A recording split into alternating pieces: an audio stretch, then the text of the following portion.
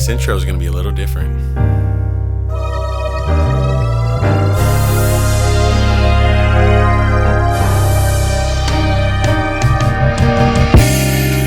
And we are back once again with another special moment on the ATP podcast, Around the Post, with your boy Jay. Mark Figueroa is here. Let's let the music drop a little bit. Let me get my microphone levels. That sounds a little better. All right, cool. And we've got some hot topics that we're going to do for just YouTube. These won't be on Spotify or Apple or anything like that. And for those of you who typically tune in and watch the full-length episodes in video format, we had some hardware issues yesterday, so there won't be a full-length 183 on YouTube. But if you want to hear that episode, you can still go to Spotify and hear it. Where do we start? Yes, we're gonna start with Serena prior to the WNBA draft, which was 2 nights ago now. Mm-hmm. She was asked if she would be interested in owning a WNBA team. She said that would be very interesting for her. She has a soccer team already. I believe she's in pickleball. Venus is for sure, but I don't know about her. I haven't heard that Serena is in pickleball, but I wouldn't be surprised. Yes, so Venus is for sure. I'm not sure about Serena, but she said that women's athletics in general, it's a safe bet right now. It's exciting to watch. And then she brought up Caitlin Clark, who was the number one choice. And she said the viewers watched her more than when she played, more than NCAA men's tournament game. What are your thoughts on Serena saying there really isn't no risk in owning a WNBA team? I don't know if this is what her thought process was, but I do agree with her. I do think that as far as women's basketball goes, the WNBA has been in a position the last several years where they aren't technically a profitable business. You know, they do receive money from the NBA.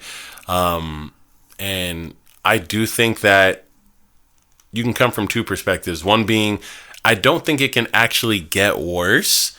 And also, it is hot right now. Women's basketball is hot. Like you said, Caitlin Clark.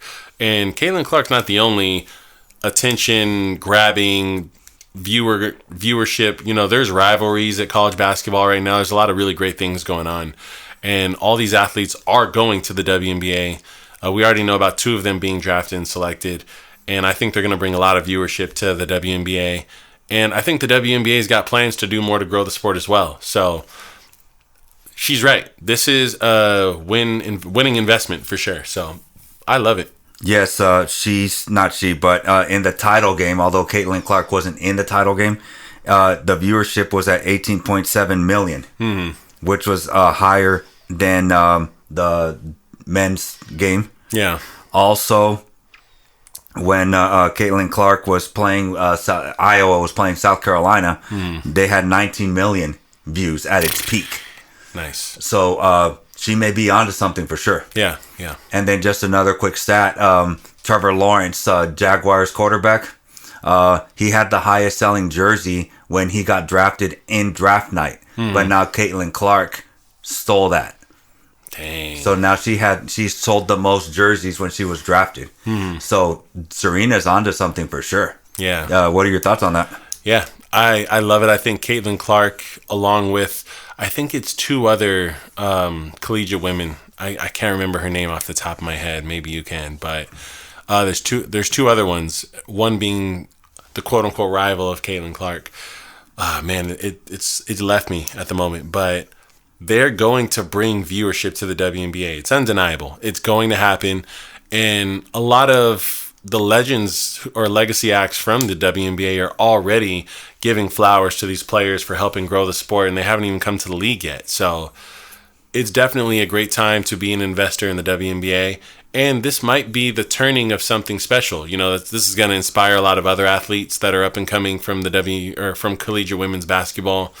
And I even heard that Caitlin Clark, I believe it was Caitlin Clark, got a invitation and offered a contract to play in the Big 3 with Ice Cube's league.